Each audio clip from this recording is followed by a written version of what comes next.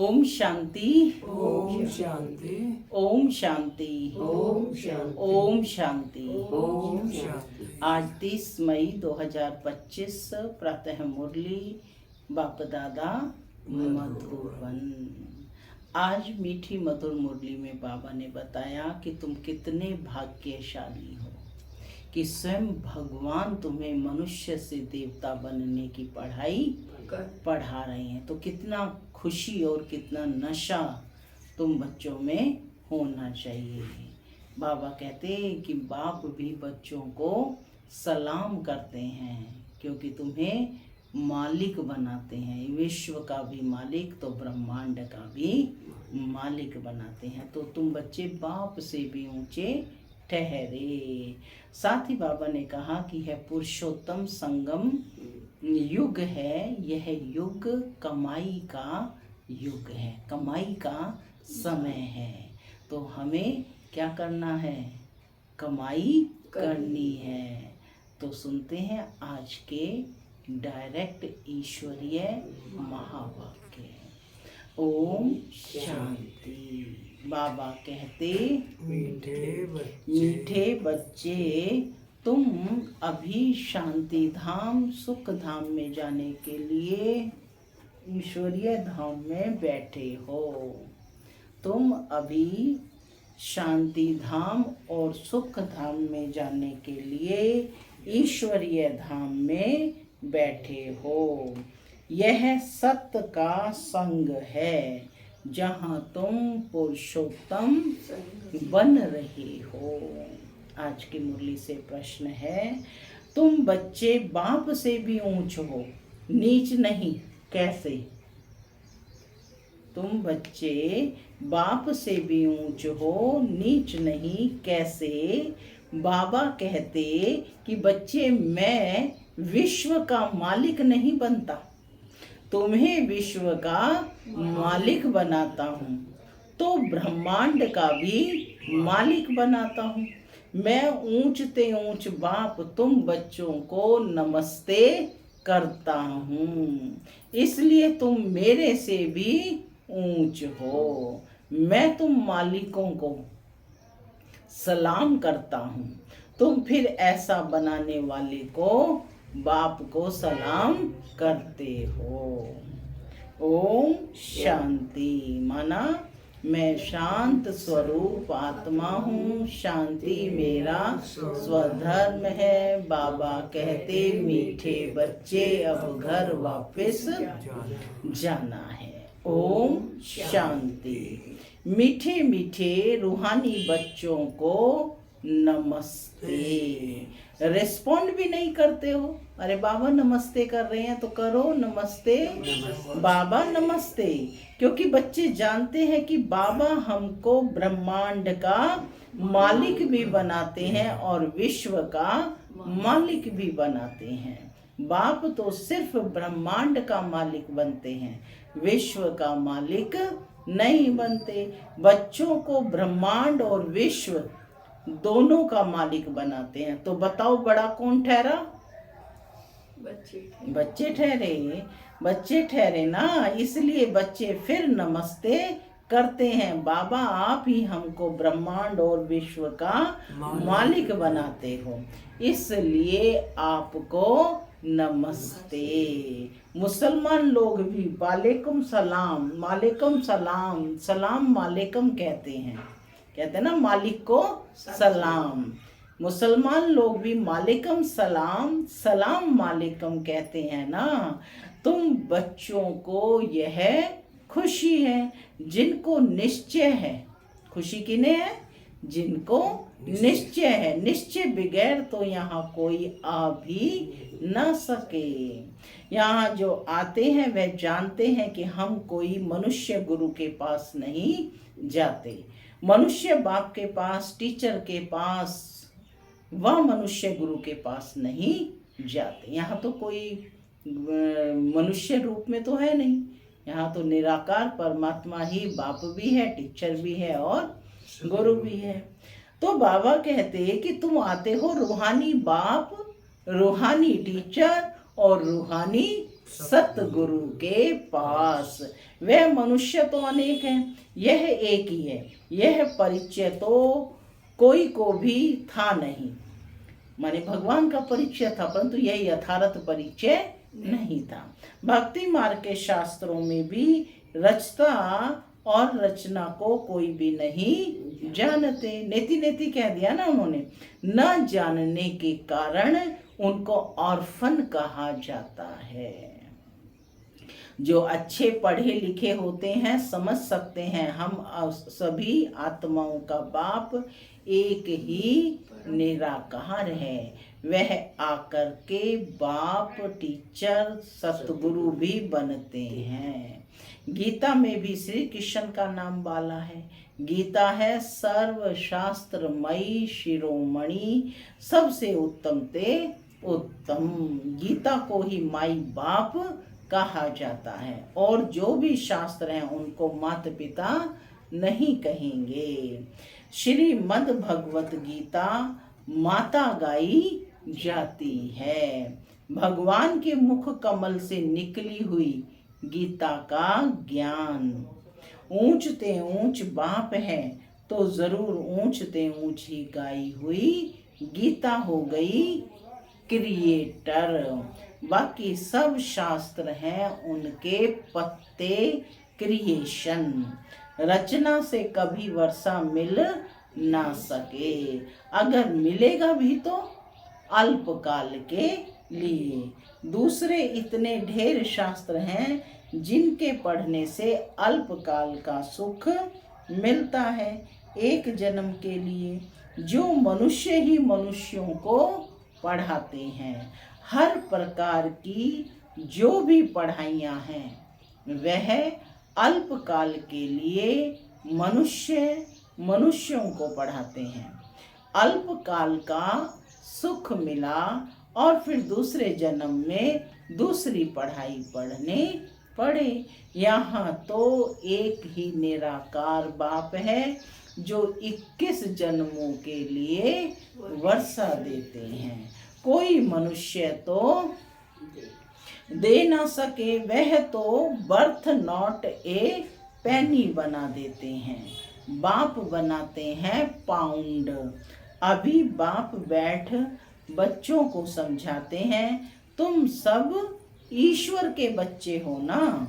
सर्वव्यापी कहने से अर्थ कुछ नहीं समझते। सब में परमात्मा है तो फिर फादरहुड हो जाता है, फादर ही फादर। तो फिर वर्षा कहाँ से मिले? किसका दुख कौन हरे? जब सब फादर हैं तो किसका दुख कौन हरे? बाप को ही दुख हरता सुख करता कहा जाता है। फादर ही फादर का तो कोई अर्थ ही नहीं निकलता। बाप बैठ समझाते हैं, यह है ही रावण राज्य। यह भी ड्रामा में नूंद है, इसलिए चित्रों में भी क्लियर कर दिखाया है। तुम बच्चों की बुद्धि में है, हम पुरुषोत्तम संगम युग पर हैं।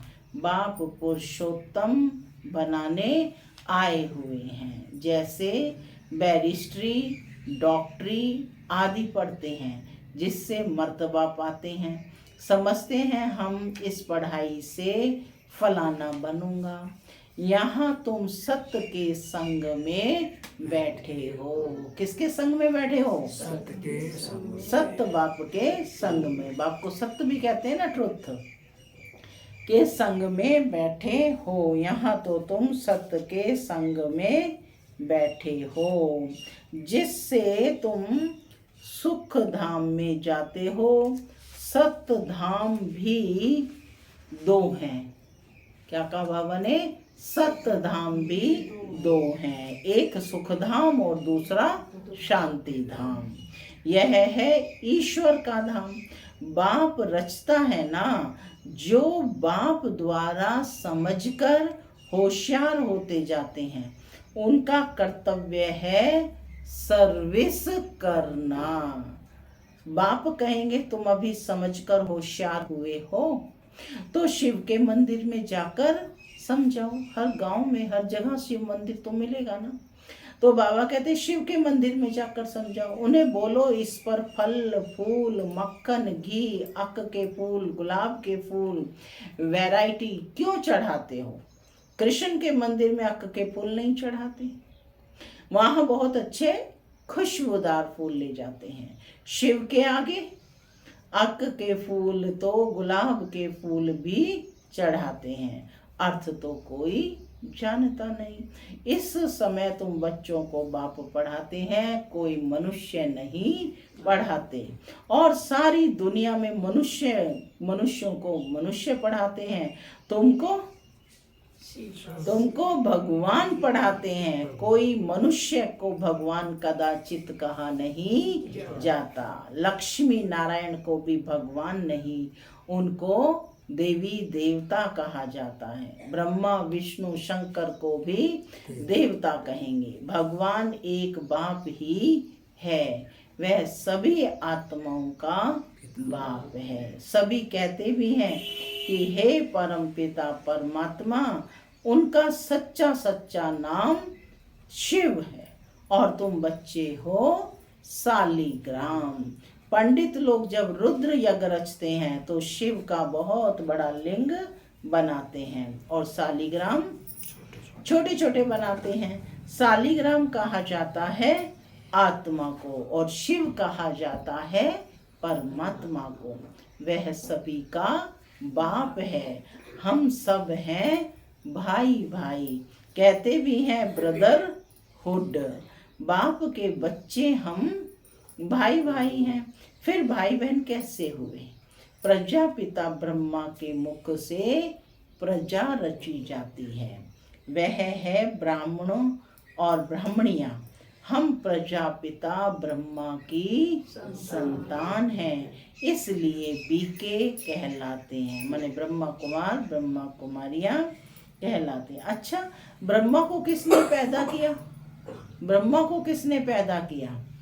भगवान ने। ब्रह्मा विष्णु शंकर यह सब क्रिएशन है। सूक्ष्म वतन भी की भी रचना हो गई है। ब्रह्मा मुख कमल से तुम बच्चे निकले हो, ब्राह्मण ब्राह्मणियां कहलाते हो। तुम ब्रह्मा मुख वंशावली एडॉप्टेड हो। प्रजापिता ब्रह्मा बच्चे कैसे पैदा करेंगे। जरूर एडॉप्ट करेंगे ना। जैसे गुरु के फॉलोअर्स एडॉप्ट होते हैं, उनको कहेंगे शिष्य, तो प्रजापिता ब्रह्मा सारी दुनिया का पिता हो गया। उनको कहा जाता है great great grand father. Prajapita Brahma तो यहाँ चाहिए ना। सूक्ष्म वतन में भी ब्रह्मा नाम गाया हुआ है, ब्रह्मा विष्णु शंकर, परंतु सूक्ष्म वतन में प्रजा तो होती नहीं। क्या प्रजा है वहां पर। नहीं है ना। प्रजापिता ब्रह्मा कौन है। यह सब बाप बैठ समझाते हैं। वह ब्राह्मण लोग भी अपने को ब्रह्मा की औलाद कहते हैं। अब ब्रह्मा कहाँ है। तुम कहेंगे यह बैठे हैं, वह कहेंगे होकर गया है। वह फिर अपने को पुजारी कहलाने क्या लगते हैं। पुजारी ब्राह्मण कहलाते हैं। वे अपने को क्या कहलाते हैं। ब्रह्मा की संतान पुजारी ब्राह्मण कहलाते हैं। अभी तुम तो हो प्रैक्टिकल में। प्रजापिता ब्रह्मा के बच्चे आपस में भाई बहन हो गए। ब्रह्मा को एडॉप्ट किया है प्रैक्टिकल में। प्रजापिता ब्रह्मा के बच्चे आपस में भाई बहन हो गए और ब्रह्मा को एडॉप्ट किया है शिव बाबा ने। कहते हैं मैं इस बूढ़े तन में प्रवेश कर तुमको राजयोग सिखलाता हूँ। मनुष्य को देवता बनाना यह कोई मनुष्य का काम नहीं है, बाप को ही रचता कहा जाता है। भारतवासी जानते हैं शिव जयंती भी मनाई जाती है। क्या जानते हैं भारतवासी। शिव जयंती भी मनाई जाती है। शिव है बाप, मनुष्यों को ही रचता कहा जाता है। भारतवासी जानते हैं शिव जयंती भी मनाई जाती है।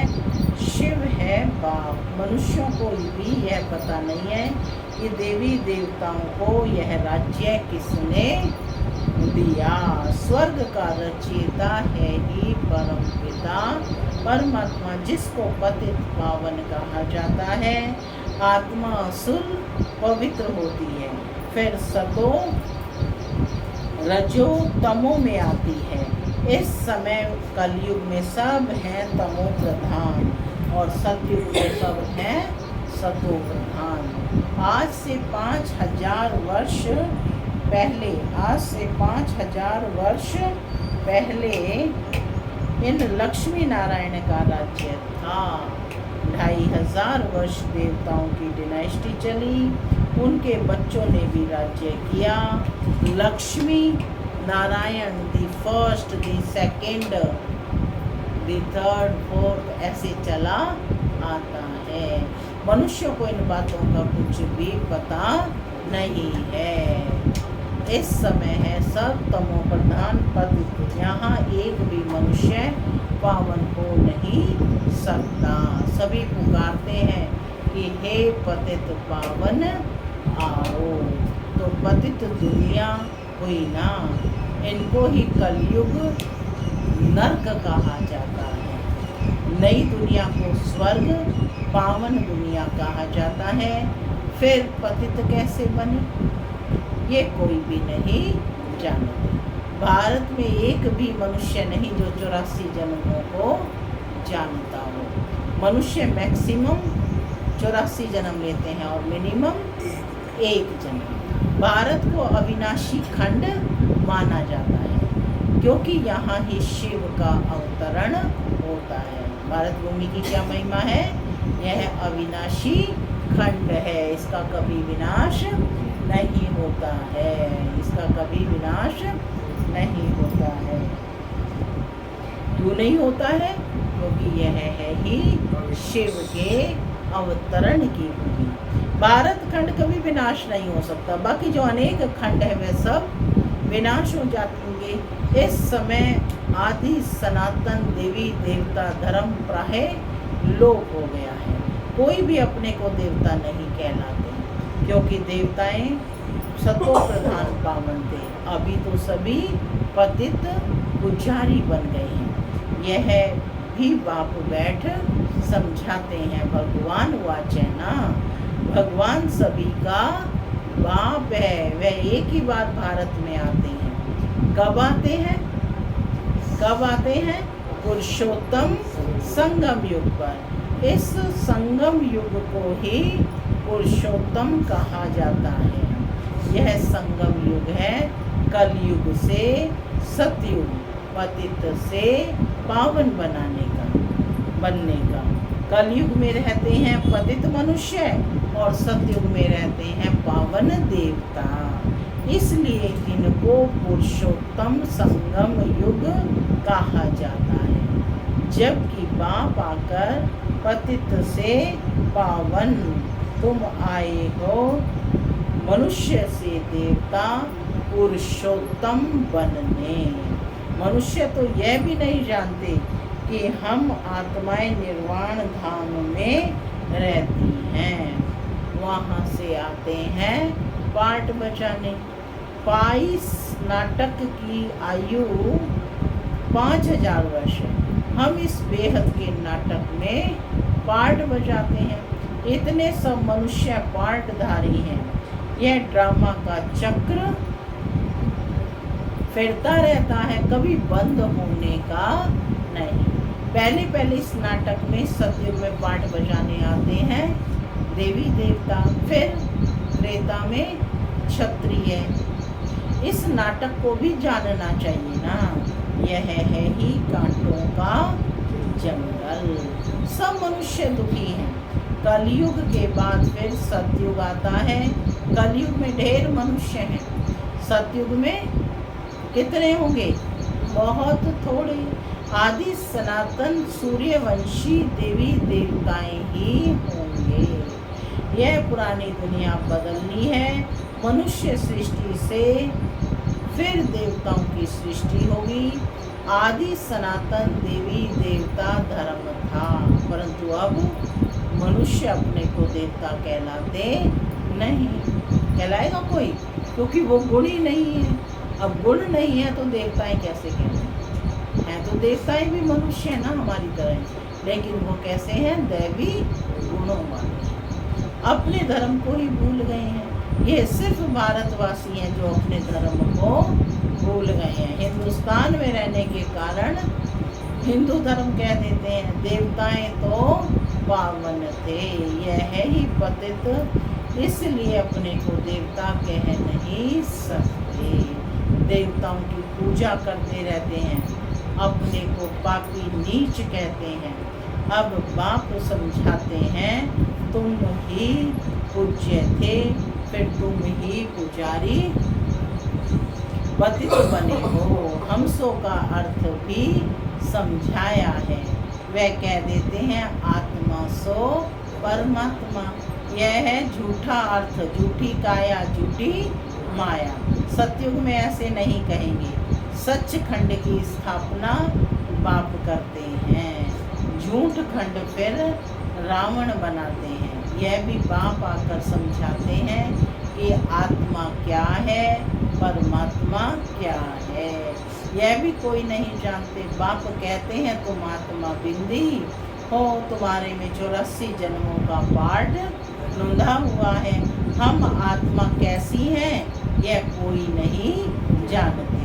हम बैरिस्टर हैं, फलाना है, यह जानते हैं, बाकी आत्मा को एक भी नहीं जानते। बाप ही आकर पहचान देते हैं।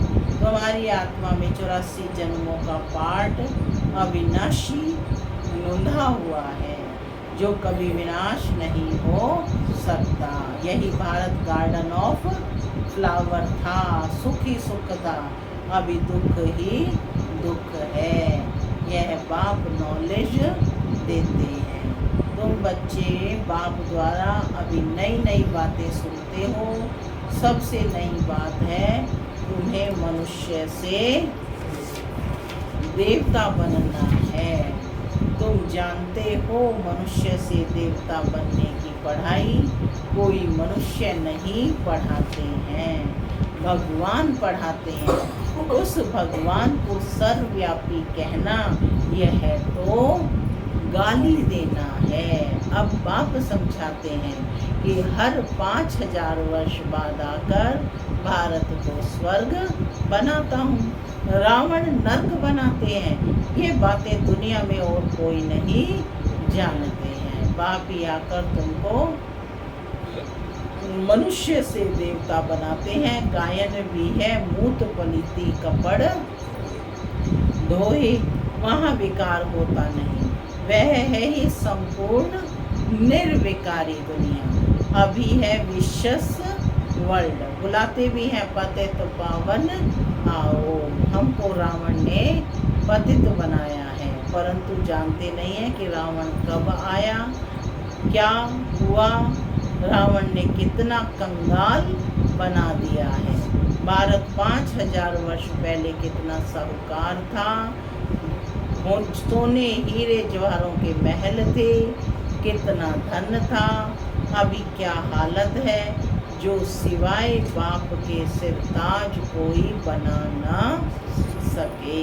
अभी तुम कहते हो शिव बाबा भारत को हेवन बनाते हैं। अब बाप कहते हैं मौत सामने खड़ा है, तुम वानप्रस्थी हो। कौन हो सब? वानप्रस्थी माने वाणी से परे जाने का अभ्यास करना है।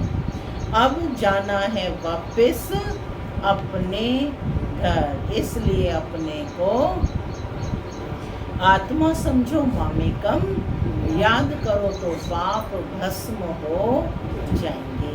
अच्छा, मीठे मीठे सिक्के लगे बच्चों प्रति माता पिता बाप दादा को, बाप दादा का याद प्यार और गुड मॉर्निंग। रूहानी बाप की रूहानी बच्चों को नमस्ते। हम रूहानी बच्चों की रूहानी माता पिता बाप दादा को याद प्यार गुड मॉर्निंग। ते नमस्ते सदा हस्ते वनो परिस्ते। चलो धारणा के लिए मुख्य सार। हम ब्रह्मा मुख वंशावली ब्राह्मण हैं। स्वयं भगवान हमें मनुष्य से देवता बनाने की पढ़ाई पढ़ा रहे हैं। इस नशे और खुशी में रहना है। पुरुषोत्तम संगम युग पर पुरुषोत्तम बनने का पुरुषार्थ करना है। दूसरा पॉइंट है, अभी हमारी वानप्रस्थ अवस्था है। कैसी अवस्था है? वानप्रस्थ। मौत सामने खड़ा है, वापस घर जाना है। इसलिए बाप की याद से सब पापों को भस्म करना है। आज का वरदान है, नॉलेज रूपी चाबी द्वारा भाग्य का अखुट खजाना प्राप्त करने वाले माला माल भव। संगम युग पर सभी बच्चों को भाग्य बनाने के लिए नॉलेज रूपी चाबी मिलती है। ये चाबी लगाओ तो जितना चाहे उतना भाग्य का खजाना लो। चाबी मिली और माला माल बन गए। तो जो जितना माला माल बनते उतना खुशी स्वतः रहती है। ऐसे अनुभव होता है जैसे खुशी का झरना अखुट अविनाशी बहता ही रहता है। वे सर्व खजानों से भरपूर माला माल दिखाई देते हैं। उनके पास किसी भी प्रकार की अप्राप्ति नहीं होती। स्लोगन है, बाप से कनेक्शन ठीक रखो तो सर्व शक्तियों की करंट आती रहेगी। अव्यक्त इशारे रूहानी रॉयल्टी और प्योरिटी की पर्सनैलिटी को धारण करो। जितनी पवित्रता है उतनी ब्राह्मण जीवन की पर्सनैलिटी है। अगर पवित्रता कम तो पर्सनैलिटी कम। ये प्योरिटी की पर्सनैलिटी सेवा में भी सहज सफलता दिलाती है। लेकिन यदि एक विकार भी अंश मात्र है तो दूसरे साथी भी उसके साथ जरूर होंगे। जैसे पवित्रता का सुख शांति से गहरा संबंध है, ऐसे अपवित्रता का भी 5 विकारों से गहरा संबंध है। इसलिए कोई भी विकार का अंश मात्र ना रहे, तब कहेंगे पवित्रता की पर्सनैलिटी द्वारा सेवा करने वाले। ओम शांति।